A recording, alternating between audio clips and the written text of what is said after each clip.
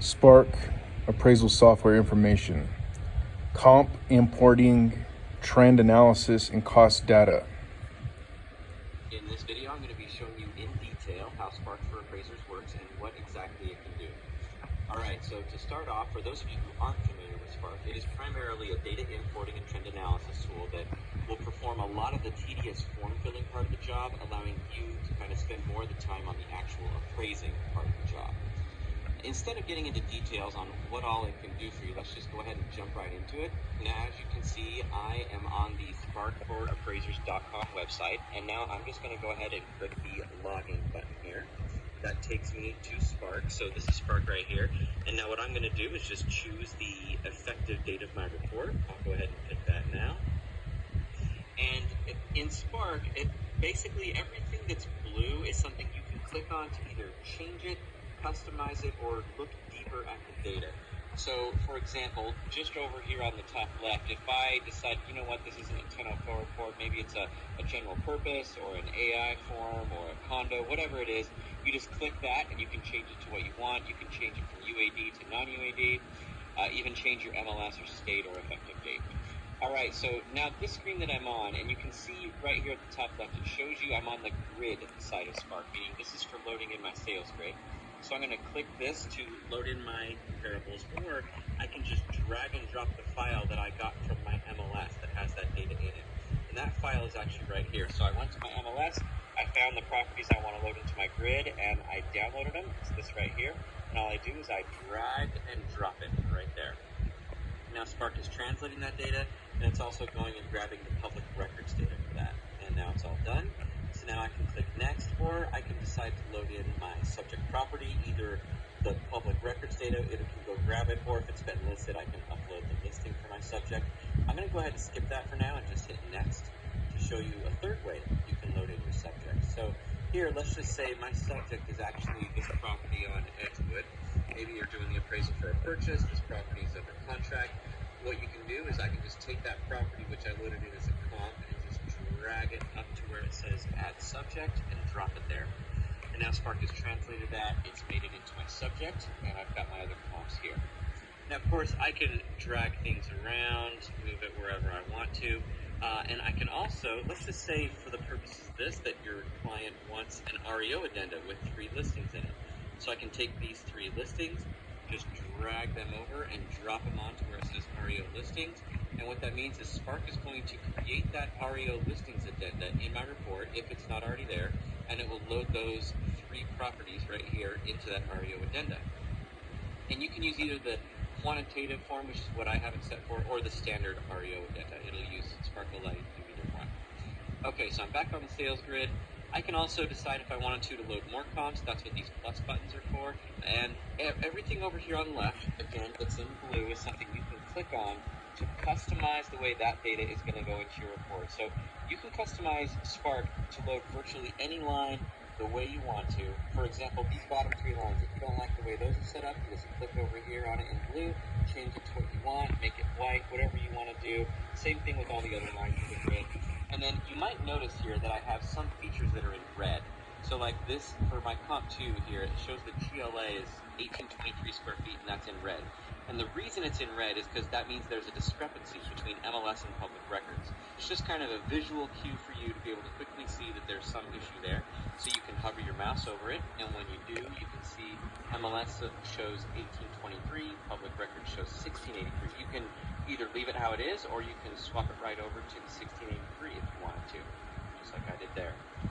And you can also, when you're clicking over on these features here on the left in blue, you can also set it up so by default they will load in the data either from MLS or public record.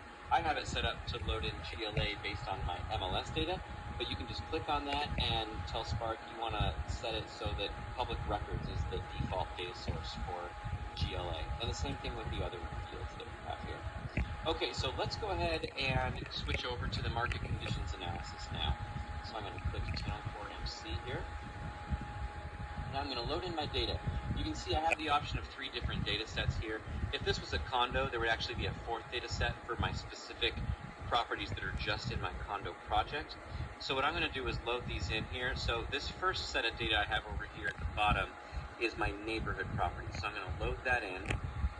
And what the neighborhood properties are is that's the data set that is all the single family homes or all the condos, for example, in your defined neighborhood boundaries as you define them on page 1 of your report.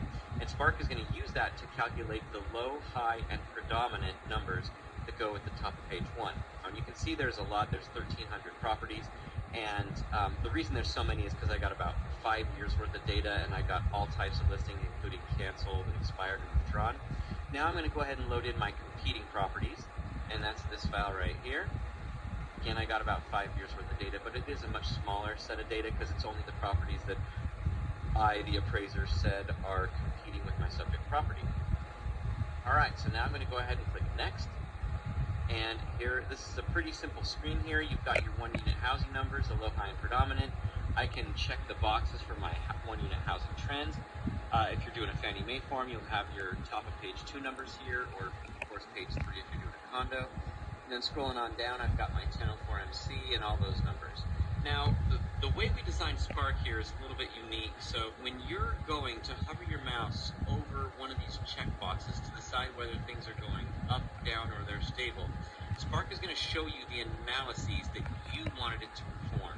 Basically, the first couple times you use Spark, you should come in here, and there's a lot of customization you can do. I'm not going to get into it all. There's a lot of videos we have on how to do this. But essentially, I can click on any of these rows of the MC. So let's say I want to customize the way sale price is being analyzed. I just click that.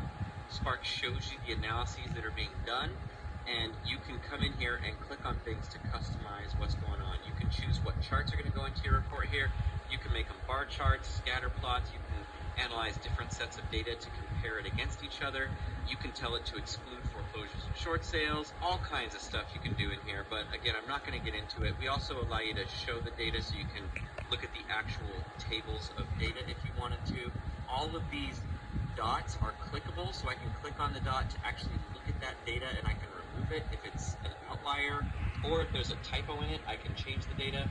On these bars, I can actually hover over them and see the data that comprises it, and I can even click on it, and Spark will show me the data that comprises that particular bar that I clicked on. So I can quickly see if there's something going on, something weird, sort by sale price. I can click on this if the sale price was wrong. I can just type over it and change it. Spark will update all the calculations. So the way you're meant to use it is you go in, you set up Spark to analyze data the way you want to. That way, as you go through here and hover over these checkboxes, Spark is going to show you the actual analyses the way you want to analyze your market. That way you don't have to rely just on these 3 numbers here that don't really paint the picture of what your market's doing. You can analyze data the way you want to, have it set up to show you as you hover over the checkbox. That way you can really quickly, really easily, but also more importantly, really accurately mark these trends. And all that data is also going to go into your digital work file as well. That's the way it's meant to be used. You can just come in here, you check your boxes, and it does the same thing for, the seller concessions. It shows you the percentage of concessions, closures. I can come through here and just mark all the boxes as I want to. I'm going to go ahead and, I'll mark a couple here, but I'm going to skip most of it for now and just move on to the cost data. So for cost data, I click right here at the top left, and then I click this plus button to start the process of adding in the data to run the cost approach on my subject. You can see it says subject cost approach, enter manually or import from Spark Grid. So if you haven't done the grid in Spark, loaded in a subject, you can just type it in manually, or you can just import it from the Spark Grid. And what it does by importing it from the grid, it just saves you a little bit of time. It pre-fills out the basic information, the address, zip code, GLA, bedrooms and full baths and half bath data stories. And then basically all I need to do is come in here and choose my quality. By the way, our cost data is provided by dwelling costs.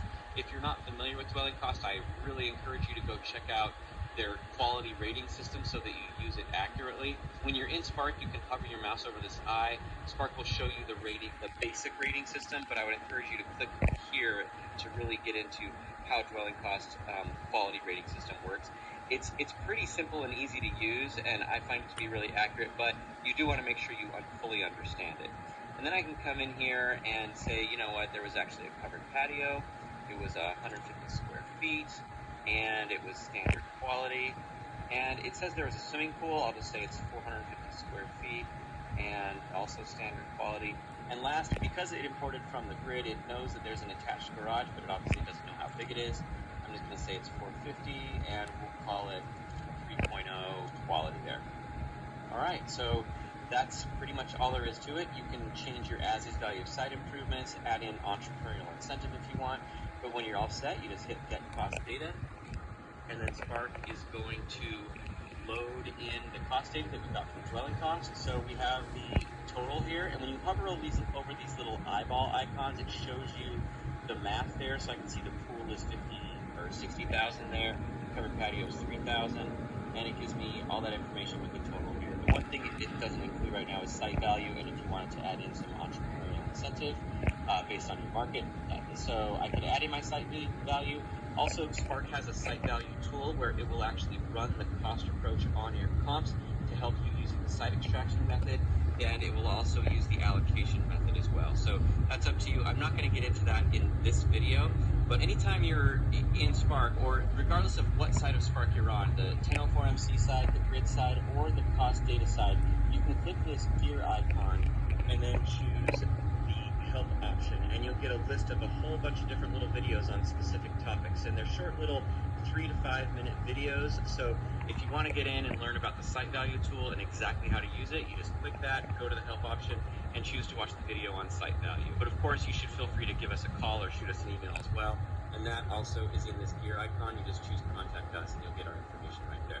Now what we're going to do is I'm going to go ahead and hit export, and Spark is going to send everything from the market conditions, the grid, and the cost data over into my report.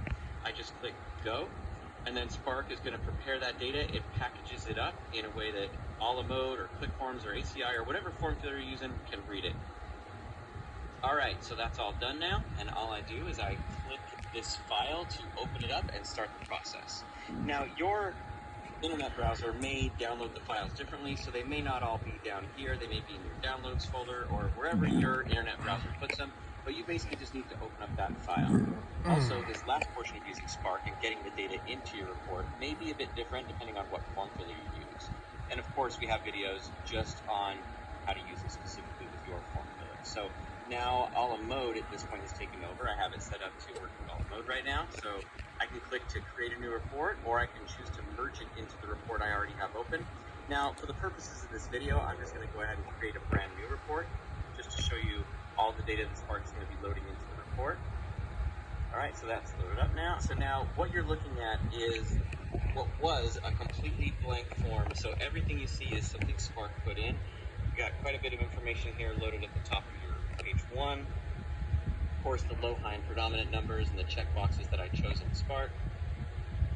The property characteristics that it could load in.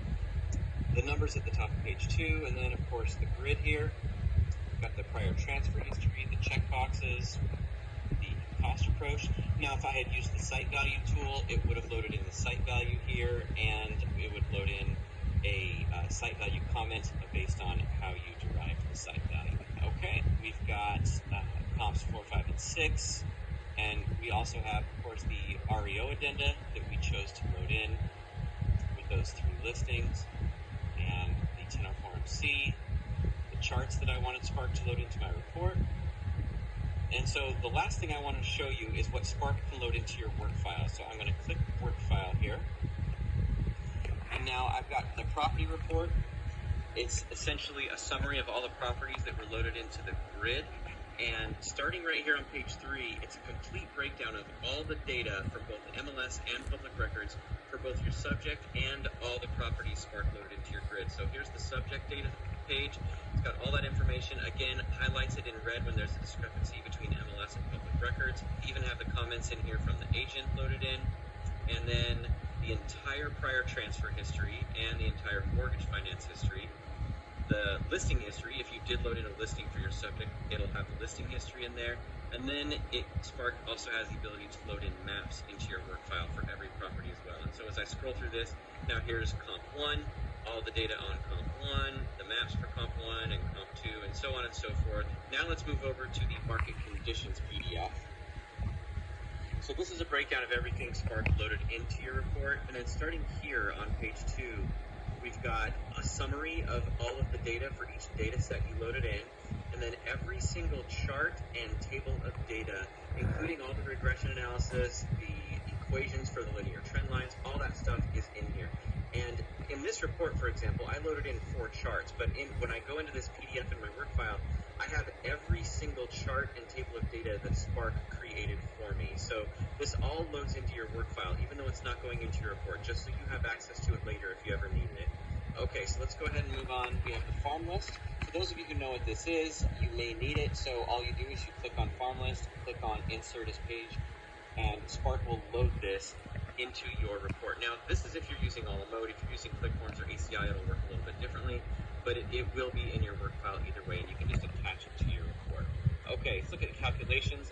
This is a breakdown of how exactly Spark calculated the data. It references Fannie Mae in here. It explains how it gets the low-high predominant, how it calculated the 1004 MC, how it got the regression information, including all the equations right here to calculate the increase or decrease per month or per year. And then the last thing I'll show you is the cost data report.